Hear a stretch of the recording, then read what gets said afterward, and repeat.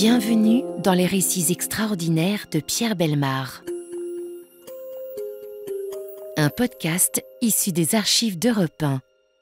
Le 26 mai 1828 à Nuremberg. C'est le petit matin. 5 heures viennent de sonner à la cathédrale. Il fait déjà clair et il fait beau. Nuremberg, qui est resté en cette première moitié du XIXe siècle une ville-musée avec ses magnifiques maisons du Moyen-Âge au toit en pente, dort encore.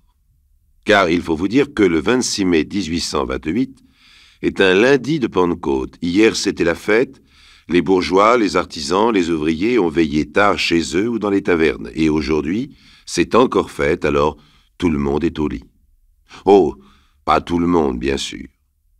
Rue de la Fosse aux Ours, 2 cordonniers, Weichmann et Beck, rentrent péniblement chez eux. Ils titubent sur les mauvais pavés, ils chantent. Bref, pour eux, la nuit a été joyeuse. En bas, la rue débouche sur une place. Soudain, Weichmann s'arrête et agrippe son compagnon par le bras. « Hé, Franz, t'as vu ?»« Oh ben ça alors, c'est pas ordinaire. » Ce n'est pas ordinaire en effet. Debout, au milieu de la place, il y a un jeune homme qui doit avoir environ 16 ans. Il est vêtu d'une chemise grise, d'une culotte courte avec des bretelles à la mode allemande et d'une veste d'étoffe noire. De la main droite, il tient un grand chapeau bien poliment le long du corps. Dans sa main gauche, tendue devant lui, comme dans un geste d'offrande, il y a une lettre. Mais ce qui frappe, c'est l'immobilité absolue du jeune homme. On dirait une statue, un mannequin de cire. Ses yeux grands ouverts regardent fixement devant lui. Son visage n'a aucune expression. Les 2 hommes s'approchent. « Hé, l'ami !»« Hé, l'ami !» L'ami ne répond pas, ne bouge pas, ne les regarde pas.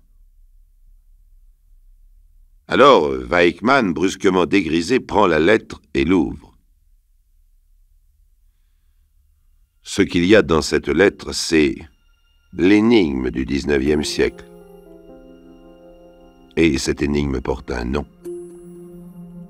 Elle s'appelle Gaspard Hauser.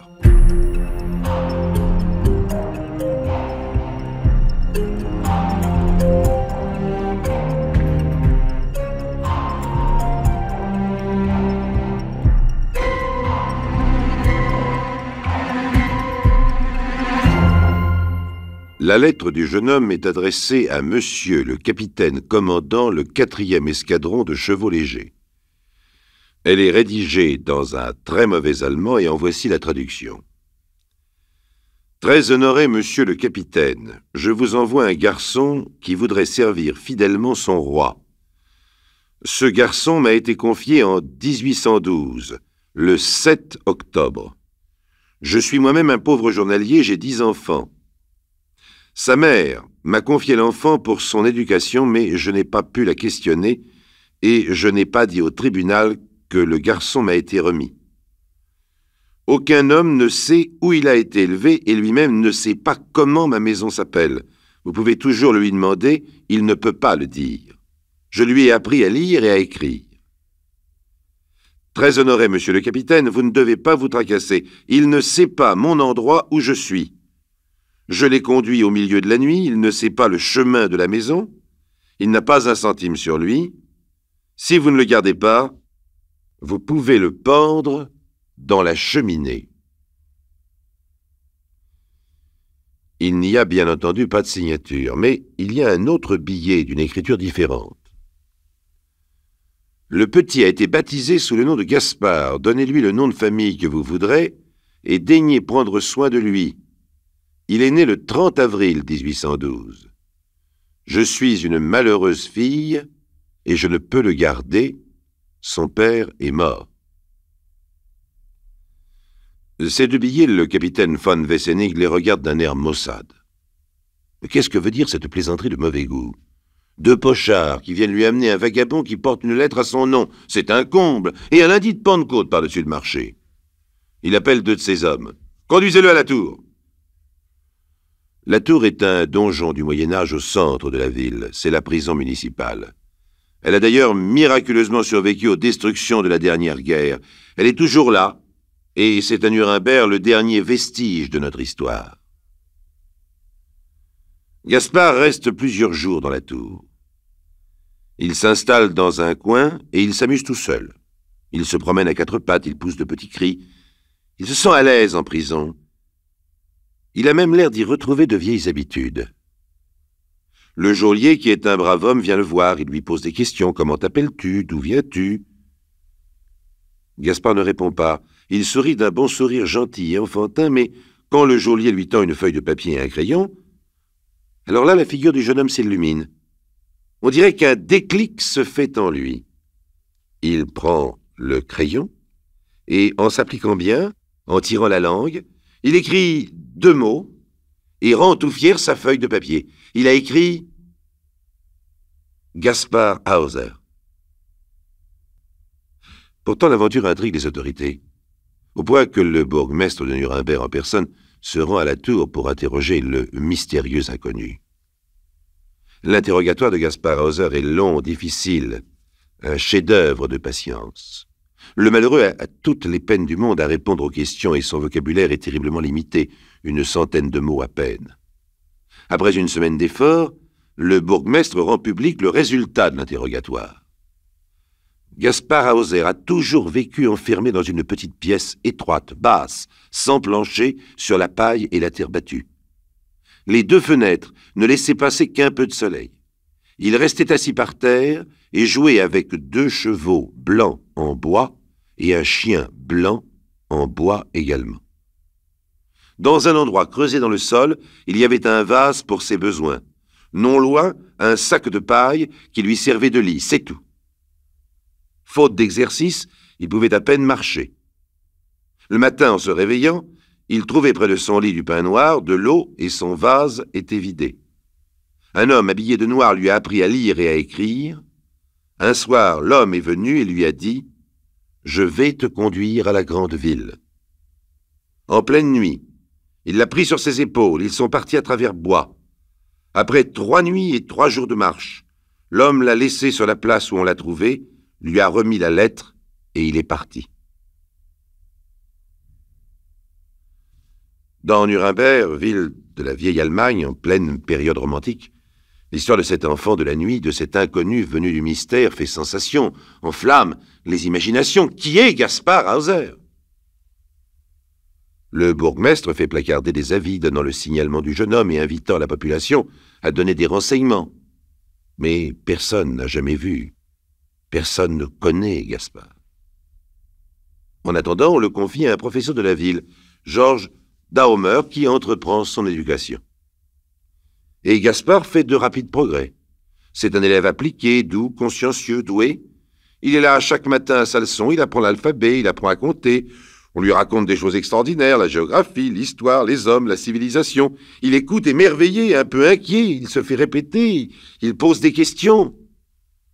Le soir, il se redit ses leçons. Nuremberg, 30 000 habitants. L'Allemagne, l'Europe, la Terre est ronde, nous sommes en 1828. Il a du mal, et il faut le comprendre. Ce n'est pas si facile à imaginer toutes ces choses quand on a cru pendant 16 ans que le monde comprenait seulement 2 chevaux de bois, un chien de bois et un homme en noir. Mais le professeur Daumer est aussi un adepte fervent des sciences occultes. Et il s'intéresse aux rêves de Gaspard.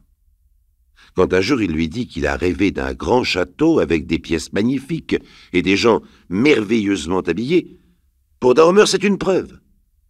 Gaspard est bien né dans un château. Il y a vécu quelques jours avant d'être mystérieusement conduit dans sa sinistre prison. Gaspard Hauser est enfant de prince ou de roi. On l'a séquestré pour l'empêcher de régner. Et Daumer n'est pas le seul à le penser. L'énigme de Gaspard Hauser s'est rapidement répandue dans toute l'Europe et l'Europe romantique recherche elle aussi avec passion de qui, de quel puissant de ce monde Gaspard peut bien être le fils. Il faut donc trouver quelle famille princière aurait perdu un enfant en bas âge dans les années 1811-1813. Il n'y en a qu'une. La famille de Bade. Stéphanie de Bade a eu une destinée romantique.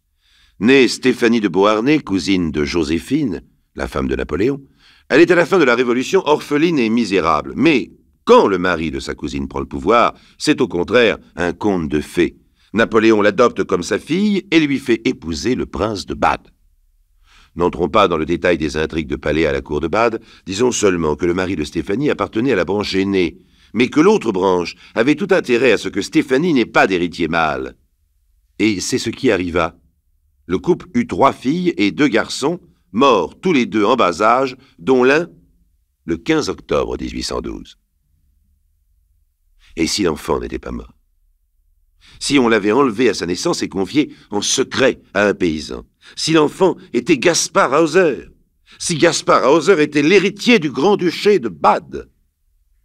Et c'est bien sûr la thèse qu'adopte immédiatement le public. Dans toute l'Europe, des historiens, des journalistes se penchent sur le problème, cherchent des preuves. Mais ont-ils songé que tout cela n'est pas sans risque pour Gaspard? Que si on établissait qu'il est réellement l'héritier du grand-duché, cela ne ferait pas plaisir à tout le monde, en tout cas pas à l'héritier officiel.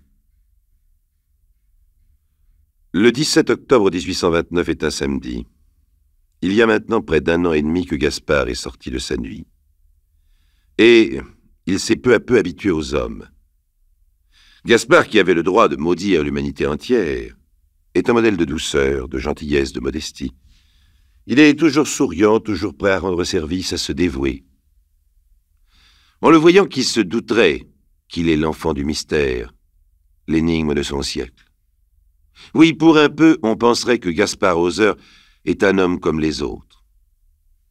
Et pourtant, en ce samedi 17 octobre 1829, son destin va prendre un tour nouveau, celui de la tragédie.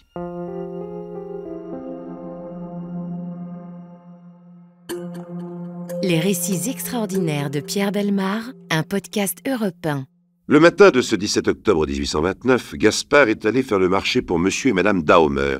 Il devait rentrer à 11 heures. À midi, il n'est toujours pas là. On le cherche dans la maison, au jardin, personne. C'est dans la cave qu'on le découvre, évanoui, une plaie béante à la tête. On appelle le médecin. Ce n'est pas très grave. C'est superficiel. Gaspard peut parler. Un homme, dans la cave. Il m'a dit « Tu ne sortiras pas vivant d'ici. » Alors il m'a frappé. Et puis, je sais plus. L'enquête de police ne donna rien. Aucun indice ne permit d'identifier le mystérieux inconnu. Gaspard se rétablit. Alors on décide de le confier au conseiller municipal Biberbach, chez qui, pense-t-on, il sera mieux protégé. Pourtant, 6 mois plus tard, un coup de feu éclate dans la chambre du jeune homme. Les Biberbach se précipitent. Gaspard est là, hébété, les bras ballants, blessé à la tempe. Il affirme qu'il est monté sur une chaise, qu'il est tombé et qu'il a accroché dans sa chute un des 2 revolvers qu'on lui avait donnés pour se défendre. Pourtant, ce n'est pas vrai, ce ne peut pas être vrai. La blessure de Gaspard n'est pas causée par une arme à feu, sinon il y aurait eu des traces de brûlure. Alors, pourquoi Gaspard ment-il? A-t-il été attaqué par quelqu'un? Et s'il ne dit pas la vérité, est-ce parce qu'il connaissait son agresseur? C'est un mystère nouveau qui vient s'ajouter aux autres. À partir de ce moment, la vie de Gaspard Hauser est vagabonde. Il passe d'un foyer à un autre. Il est recueilli pendant 1 an chez le baron von Tucker. Et puis, un riche excentrique anglais, Lord Stanhope, le prend sous sa protection. Il a fait spécialement le voyage d'Angleterre pour découvrir le mystérieux jeune homme dont tout le monde parle. Il décide de prendre Gaspard à sa charge, il lui donne 500 florins, et il promet 500 autres florins à qui découvrira ses origines. Pendant quelque temps, sous la conduite de son protecteur, Gaspard fréquente les salons à la mode, il fait sensation. Les belles dames veulent le toucher, le caresser. Chaque fois, il est l'attraction, la bête curieuse. Gaspard sourit aux belles dames, aux beaux messieurs si bien habillés, avec ce sourire qui a toujours été le sien. Un bon sourire d'enfant. Lord Stanhope se lasse assez vite de Gaspard. Il le confie à des amis. Le professeur Meyer et sa femme, qui habitent la petite ville d'Ansbach et leur laisse de quoi payer sa pension. Gaspard quitte donc les mondanités, les papotages, la curiosité des gens bien, pour se retrouver enfin pour la première fois dans un foyer qui l'accueille vraiment. Là, dans cette ville de province, auprès de ce couple uni, il se sent bien, car Gaspard est un garçon tout simple. Il joue avec les enfants et les enfants l'adorent car ils sentent tout de suite qu'il leur ressemble, qu'il est comme eux. Gaspard adopte Madame Meyer. Il la considère comme sa mère et il ose quelquefois l'appeler maman. Monsieur Meyer se charge de lui trouver une place. Grâce à lui, Gaspard a un petit emploi. Il fait des écritures au tribunal de la ville. Gaspard va souvent aussi chez le pasteur, qui entreprend son éducation religieuse. Et là encore, il est un bon élève, attentif, plein de bonne volonté. Les années 1832 et 1833 passent tranquillement dans un climat familial et paisible. L'immense vague de curiosité qui avait entouré Gaspard Hauser s'est apaisée. Oh, on ne l'a pas oublié. Mais il est devenu un mythe, dont les écrivains, les poètes se sont emparés. Mais l'homme lui-même, on le laisse tranquille. On ne se soucie plus de lui. Noël 1833 approche. Gaspard passe maintenant inaperçu dans les rues d'Ansbach. On ne se retourne plus sur lui, on ne le montre plus du doigt. Il s'est intégré parmi les hommes. Et d'ailleurs, c'est bientôt Noël. Tout le monde ne pense qu'à préparer cette fête. Gaspard a passé toute la matinée du 14 décembre 1833 chez le pasteur. Gaspard est très habile de ses mains. Il aide les enfants du pasteur à découper et à coller sur du carton des images pour faire la crèche. Le pasteur s'en va. Gaspard reste seul avec les enfants et quand la crèche est terminée, il s'en va à son tour. « Je vais au jardin public. Au revoir les enfants. » Il est 3 heures de l'après-midi. À 3h30, Gaspard arrive chez les Meyer. Il est tout pâle. Il a un pauvre sourire. Il agrippe le bras de M. Meyer. Le jardin. Un homme. Un couteau. Donner une bourse. Blessé. J'ai couru. La bourse est restée là-bas. On l'allonge. On le déshabille. Il a une plaie au côté gauche, un peu au-dessous du cœur. Le médecin et la police arrivent en même temps. Gaspard sue à grosses gouttes. Il a du mal à parler. Un homme. Ce matin, il m'a donné rendez-vous à 3h. C'était pour me dire ma naissance. Et quand j'arrive, il me donne une bourse. Je la prends et il me donne un coup de couteau. Un policier se rend au jardin public. Il y a effectivement par terre une petite bourse violette. À l'intérieur, un texte écrit à l'envers qu'on peut lire en le plaçant devant un miroir. Hauser pourra vous le raconter très exactement comment je suis et d'où je suis. Pour épargner la peine à Hauser, je veux vous le dire moi-même d'où je viens. Je viens de la frontière de Bavière, sur le fleuve. Mon nom est M.L.O. Malgré les soins, l'état du blessé s'aggrave. Le 17 décembre, il délire, il réclame sa mère, c'est-à-dire Madame Meyer. Le pasteur est appelé. « Comment allez-vous, Gaspard ?»« Bien, monsieur le pasteur, mais je suis si fatigué. »« Ça va aller mieux, Gaspard. Faudra encore continuer la crèche. Elle n'est pas tout à fait finie. »« Je veux bien, monsieur le pasteur. Mais je sais pas si je pourrais. » Gaspard, y a-t-il quelque chose dans votre conscience que je peux soulager? Rien. Je suis tranquille et j'ai demandé pardon à tout le monde. Le pasteur ne comprend pas. Voyons, vous voulez dire que vous pardonnez à ceux qui vous ont fait du mal? Gaspard avale péniblement sa salive. Pourquoi pardonner? Personne ne m'a rien fait. Le 17 décembre 1833, quand l'horloge de la cathédrale sonne à 10 heures du soir, le pasteur qui était penché auprès du lit se redressa et fit le signe de la croix. Gaspard Hauser était mort. L'enquête qui suivit fut sans précédent pour l'époque. Le roi de Bavière promit une prime de 10 000 florins pour la découverte de l'assassin. Le dossier de l'instruction compta, quand il fut terminé, 3 300 pages. On fouilla l'Allemagne, une partie de l'Europe. L'affaire eut des implications politiques. La cour du Grand-Duché de Bade ne fut pas épargnée, mais pourtant on ne trouva rien, absolument rien. Et 2 ans plus tard, on referma définitivement le dossier. Et on en resta là pendant plus d'1 siècle. Que savons-nous aujourd'hui? D'abord que la légende romantique qui fait de Gaspard Hauser le fils du prince de Bade est sans fondement. En 1875, on procéda à l'exhumation du corps du bébé mort en 1812. Il n'y a aucun doute possible, c'était bien lui, l'héritier du Grand-Duché de Bade. Mais alors, qui a tué Gaspard? Eh bien, voyez-vous, il faut revenir aux faits. D'abord, dans les 3 agressions, à aucun moment, et malgré les enquêtes qui ont été faites, on n'a jamais pu découvrir la moindre trace d'agresseur. Les seules indications en ce sens étaient les déclarations de Gaspard lui-même.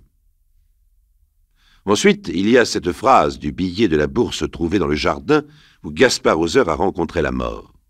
« Je veux vous le dire moi-même d'où je viens. » Or, cette phrase plutôt curieuse se retrouve à 2 reprises textuellement dans le journal intime que Gaspard Hauser tenait en secret.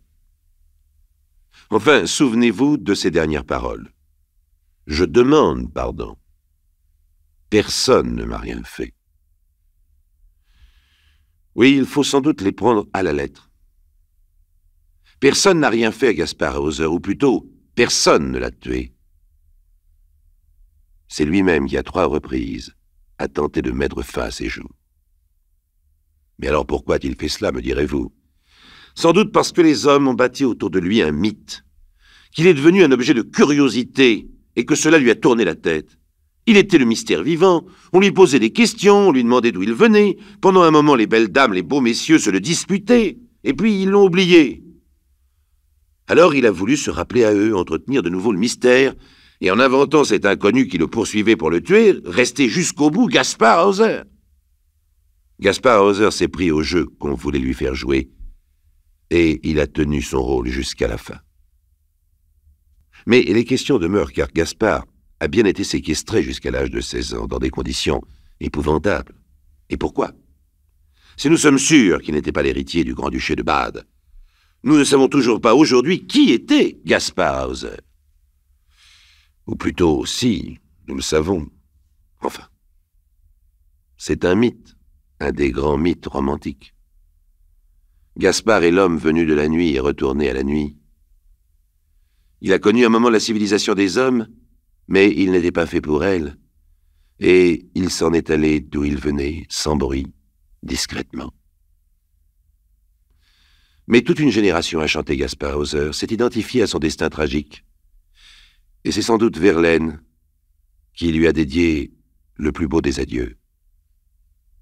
Suis-je né trop tôt ou trop tard? Qu'est-ce que je fais dans ce monde? Ô vous tous, ma peine est profonde. Priez pour le pauvre Gaspard.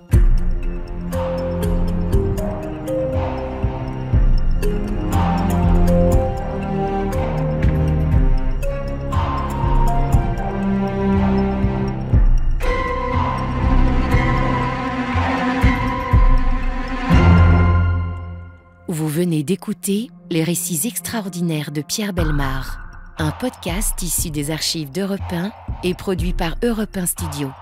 Réalisation et composition musicale, Julien Tarot. Production, Lisa Soster. Patrimoine sonore, Sylvaine Denis, Laetitia Casanova, Antoine Reclus. Remerciements à Roselyne Bellemare. Les récits extraordinaires sont disponibles sur le site et l'appli Europe 1. Écoutez aussi le prochain épisode en vous abonnant gratuitement sur votre plateforme d'écoute préférée.